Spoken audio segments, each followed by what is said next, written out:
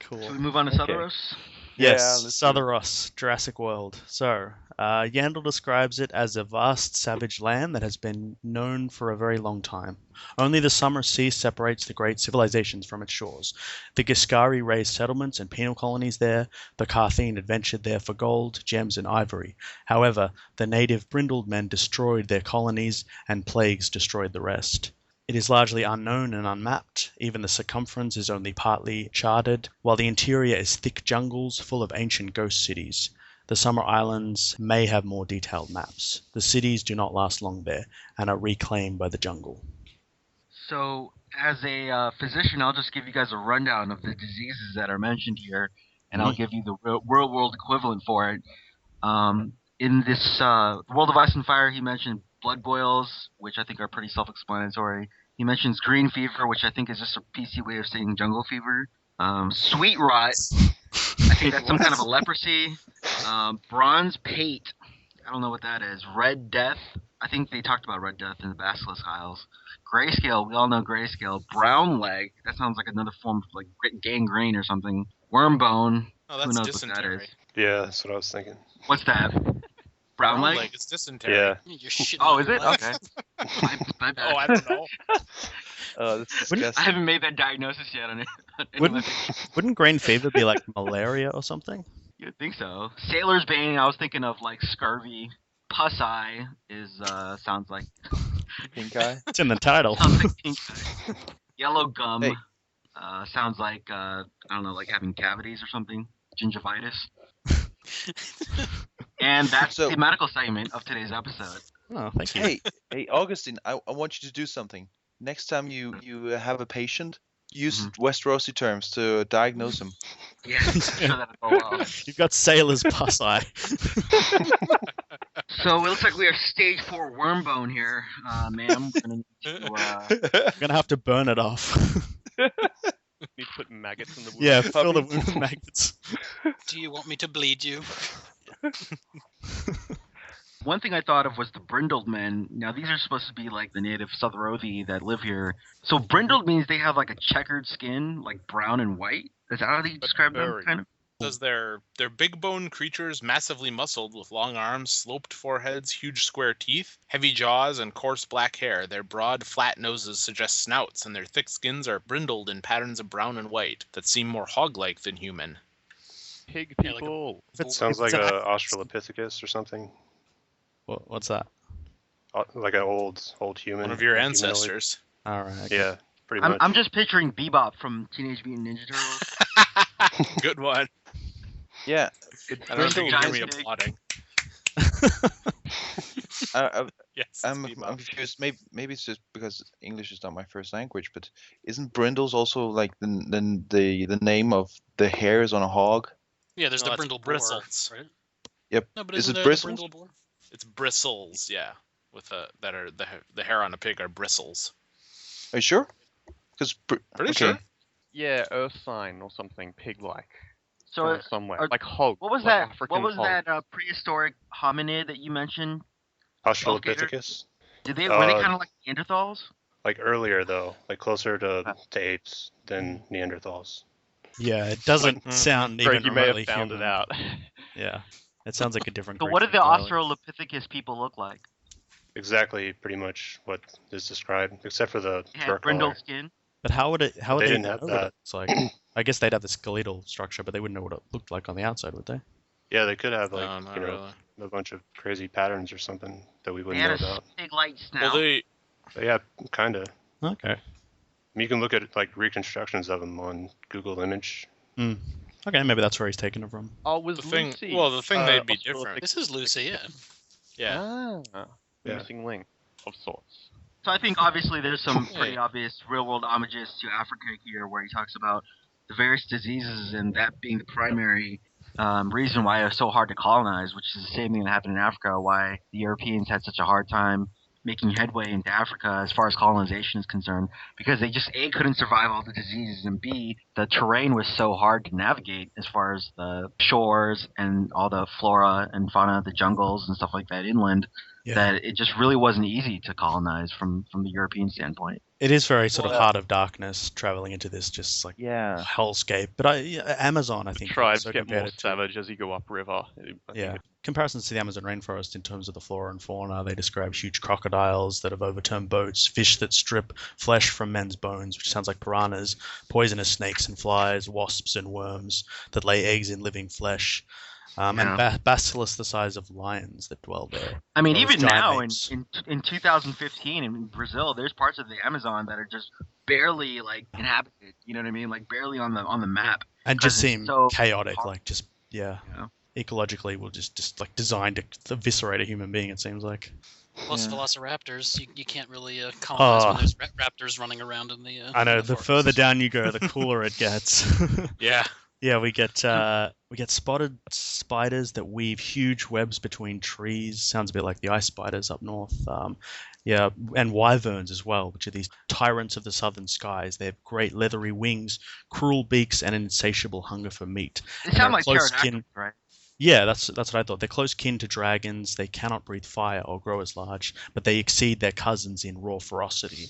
And they haven't been weaponized so far, but yeah, they do sound like more sort of like dinosaur pterodactyl. And that's my kind of question: things. is like if these are basically dinosaurs or dragons minus the fire, like why have they not been used? Because dragons are so well known in Westeros as this military trump card. So if you know that there's a place in the world that has dragons minus the fire, you would think like, hey, let's get down there, grab some eggs, Yeah, but hatch them here, and teach them how to ride. this whole section is describing how impossible that would be. How possible would it even be to reach the nest, let alone tame such a ferocious creature? Like they would, you'd be dead as soon as you boat hit the shore, let alone making your way through this hellscape. You can lead the but- expedition, Augustine. Yeah, but you go ahead. We'll stay here. But I'm just saying, man. If anyone had a way to do that, that would just be a huge trump card in terms of military. well, that's Yeah. kind of. Isn't that what the original tamers of dragons did? Not even the Valerians, but the ancient Ashai people, that they went there and originally tamed the dragons and magicked them into being able to breathe fire and all that. Yeah. So that might have No, been. it says Septon Barth says that the speculated the blood mages of Valeria used wyvern stock to create dragons, and we know Barth's always right, so I think we can pretty much take that that's what the Valerians did. Okay. Is they took wyverns and then used magic so they breathed fire, and used magic so you could ride them and tame them. So they Maybe, might have created the dragons, but we're also told that the Ashai had to teach them how to ride them, but maybe it's conflicting evidence. it sounds like King Kong lives there too. This giant gorilla. Yeah. Yeah. Giant Yeah, gorillas, Kills yeah. elephants with one blow. Yeah. Maybe someone can tame him. That would be good. But I always thought that they combined the wyverns with the fireworms, because they say Yes, that Stephen Atwell's dragons- theory, I think, is that. They Maybe brought that's them what together. the That's cool. Basilisk Isles are trying to do. Half So if murder, there half was an drag. army theoretically that had a whole air force of wyverns and another one that had an air force of dragons, would that play out like the Lord of the Rings, where the eagles fought the Well, dragons are. I think the dragons can do everything a wyvern can do, plus breathe fire. So I don't think that's going too well for the wyverns. But it seems like the wyverns are way quicker. Like it'd be against, like, dragons are more huge and cumbersome. It might be like jet fighters versus like a 747 or something, where the wyverns can be much more agile and get on the dragon's back and rip away at it. Maybe. Yeah, and in the book it says that they're more fierce, but the only thing they couldn't match up to with the dragons were their size. So it sounds like they're a little bit smaller. But in terms of ferocity, it sounds like the wyverns were more aggressive. And if they're fast enough maybe. to avoid flame, then they've got a huge advantage over the dragons. Yeah, they Fast- may not be able to dragons crave flame, but they do might have be immune to hard it. Scales Yeah. as well. That's true. That Yeah, helps they them might get be more those- immune. Yeah. So you never know, man. Like it might mean that they're not able to be tamed. It'd be Yeah. like taming a crocodile or something. Yeah, it talks about the subtypes of the wyverns as well. There's a brindled wyvern, there's a swamp wyvern, and then there's a brown belly, which sounds like a bunch of small wyverns. Yeah, And I then was, there's I was shadow- imagining like on what's that movie with Vin Diesel? How to Pitch Train Black. Dragon. I haven't seen that one. Well, I guess Oh, if you Pitch get all Black of with them, the- you could create the perfect kind of air force, because you could use this. Yeah, Shadowwing. Yeah, I mean, because Shadowwing was that really big black one, and that sounds like it's like 30 feet wide. It sounds like just as big as any of the dragons that the Valerians had. But this even Targaryen. sounds like a different creature entirely to the wyvern. a nocturnal monster with black wings that is deadly fast. And apparently it's invincible. Its scales basically make it impossible to kill. So that sounds really cool. We also hear about raptors, or possibly raptors. They're tattooed lizards that stalk the jungle on their hind legs and rip apart their prey with long, curved claws. And we hear about that in Game of Thrones. Apparently, a raptor or a creature matching this description was presented before the Sea Lord. Sounds so terrifying. Yeah. That'd be a good army. I would love to see a knight riding a raptor. I mean, can you imagine being a skin stealer in Sothoryos? Dude, you would have an army on your hands, dude. Bran, if he could get to Sothoryos, he could. Bring the Wyverns and the King Kongs and the dinosaurs.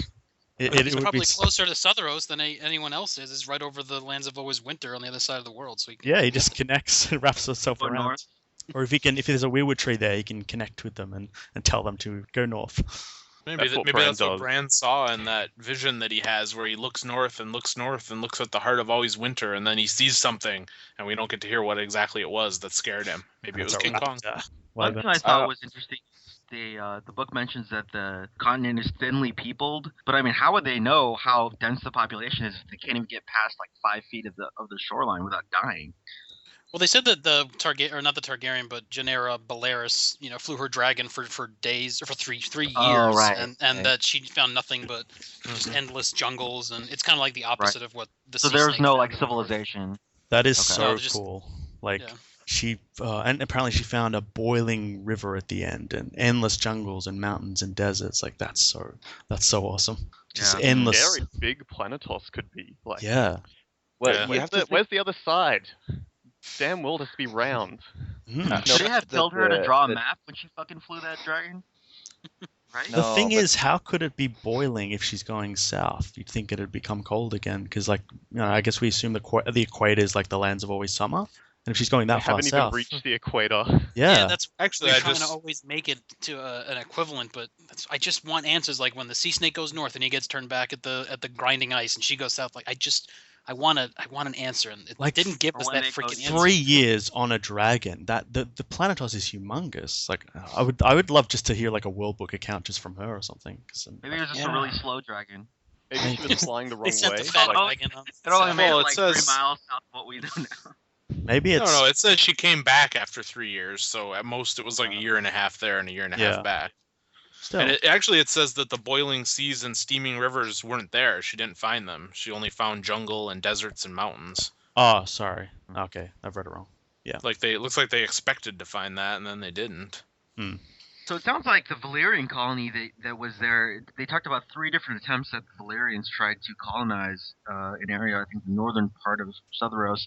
And the first time they tried to do it, their attempt was thwarted by the Brindled Men. So these guys must be badasses if they can kick the Valyrians out. Because obviously Valyrians had dragons then. So these... Actually, I think that was the Giscari. Oh, was it the Giscari?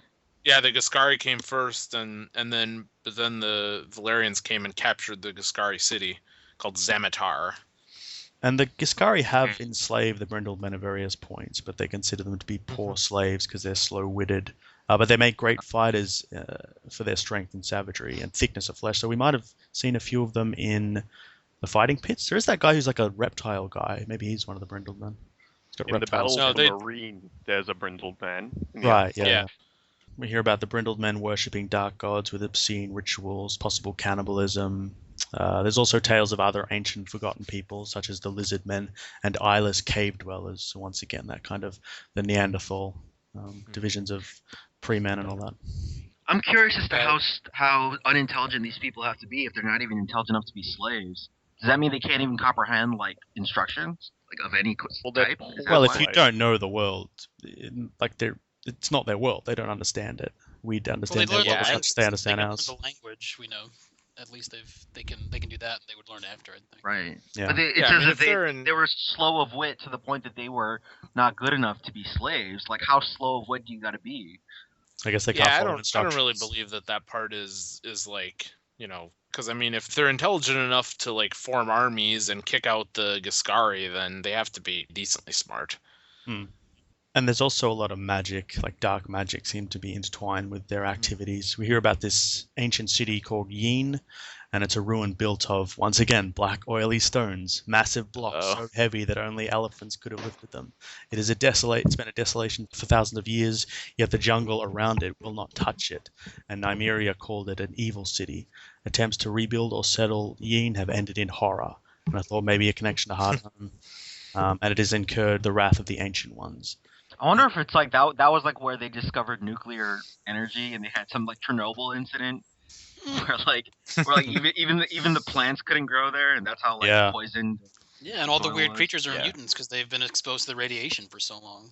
Yeah, there we go. Fukushima. I think it's almost like they've hit some kind of dark evil portal or something in the earth, like Hardhome. They dug too deep and they found something horrible, and it's just unleashed all of this dark magic, and nothing will grow there now. It is like a radiation site or something. Maybe I was thinking maybe that it could be like Westeros and Essos and these areas here is more or less like a small area on this whole planet. It's just the only place where normal people is able to live without being harassed by evil creatures of all sorts, and all around maybe there might be demons and everything else, and it's just like this is like the battleground for the other races or the other demons and everything. That's when I heard about the old oily stone walls that shut off both sides of the world, I kind of thought that has to be something out there that has to be kept out. And the ancient ones seem to be different from the deep ones, maybe, because they seem to be land-bound, because we hear about them in Leng as well. There seems to be another porthole to the ancient gods that dwell subterraneously. So maybe even the black stone it's almost like a prison, like the fish people were trying to contain this dark evil beneath the world or something. Yeah. And men broke it open again. Yeah, exactly, because you have the others, and well, you've heard about the demons cold from Varys' loins. So wait, what? Well, the magician who called forth the demon voice from the offerings of Varys' loins. Right. Yeah, I thought you were being a little more metaphorical, and I didn't get it.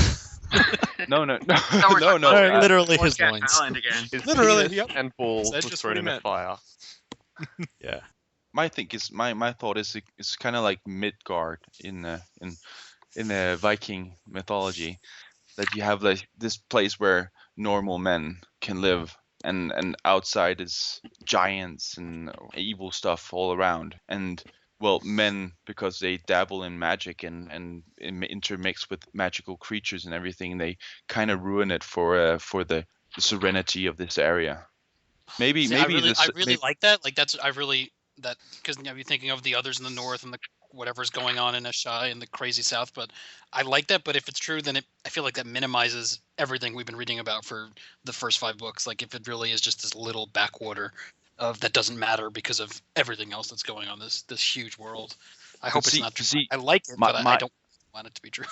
My idea is that in the whole of this series, the 7 books or 8 books, or how much it's going to be, we won't at one point get a definitive answer that this is how it is, but it is the idea that is behind this. That like Europe constantly sees itself as the center of the planet, but it really is a lot of much more interesting stuff happens all around the world when Europe is kind of just hitting at each other. But you could almost argue that the others could be part of it as well. Like they're all cut from the same kind of evil, non-living, dead magic. Yes, and the others are sort of that magic manifest as ice, and the fish people manifest as water, and these dark things that lurk beneath the earth. And I guess it also seems to be provoked by men mining too deep, like Leng cutting into the earth unleashes it, cutting into Sothoryos unleashes it, and Hardhome, I guess they didn't mine much there, but it seems to be maybe a trigger point that unleashed some dark force into the world. And even God, I'm forgetting everyone's names. Who's the Lord Commander of Eastwatch? Cotter Pike. Cotter Pike, yeah. He describes like dead things. I mean, it could just be a whites, but he describes dead things in the water, dead things in the forest. I hated that. You hated it. There's dead things in the water. I'm thinking dolphin whites. Sam saying that. Dolphin whites.